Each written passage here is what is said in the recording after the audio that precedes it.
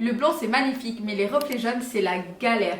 Qui n'a jamais eu un blond qui vire au jaune poussin après une décoloration ou avec le temps? Je vais t'expliquer pourquoi ces reflets apparaissent, comment les neutraliser et surtout quelle patine utiliser pour obtenir un blond froid lumineux. Moi c'est Anaïs Miranda, experte coloriste depuis plus de 10 ans et formatrice en colorimétrie capillaire.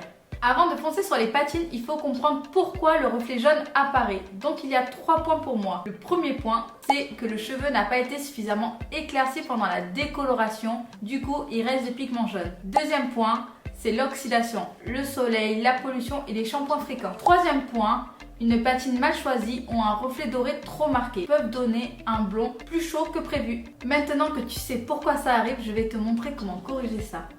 En colorimétrie, chaque couleur a une couleur opposée qui la neutralise. Pour le jaune, c'est le violet. Voici le cercle chromatique pour te le montrer. Si ton blond vire au jaune, il te faut des pigments violets. Tu peux les retrouver dans les patines ou les glosses pour une correction instantanée de ton blond après la décoloration ou en entretien entre 2 balayages. Comment choisir la bonne nuance? Pour bien neutraliser un reflet, il faut connaître tous les reflets en coloration. Petit rappel rapide, Sitka, cendré, irisé, doré, cuivré, acajou, rouge. Et pour certaines marques, il y a le vert mat. Pour un blond froid lumineux, privilégie le reflet irisé avec une pointe de cendré. Chaque marque a ses références pour neutraliser le jaune. Voici mes recommandations.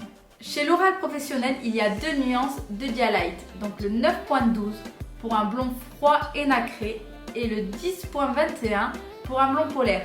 Et chez Schwarzkopf, le blond mid-terrace irisé, pour moi c'est mon chouchou. Pour moi, il n'y a pas meilleur pour une bonne neutralisation du jaune.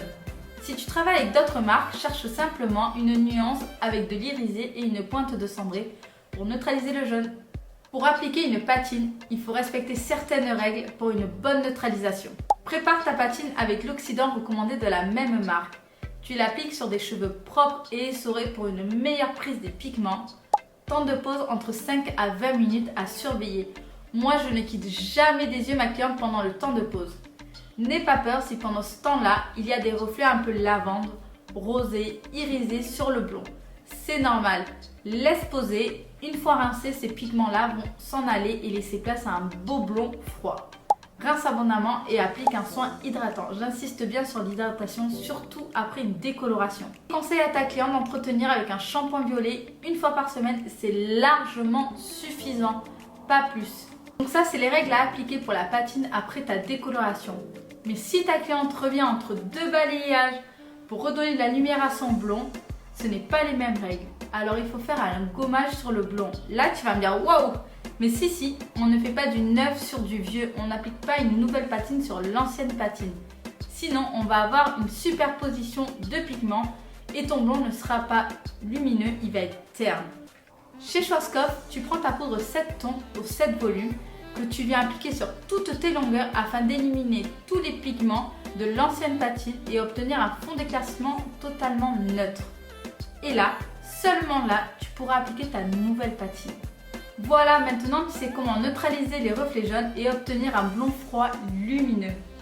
Dis-moi en commentaire quelle a été ta plus grande galère pour le blond ou pour d'autres choses avec tes clientes.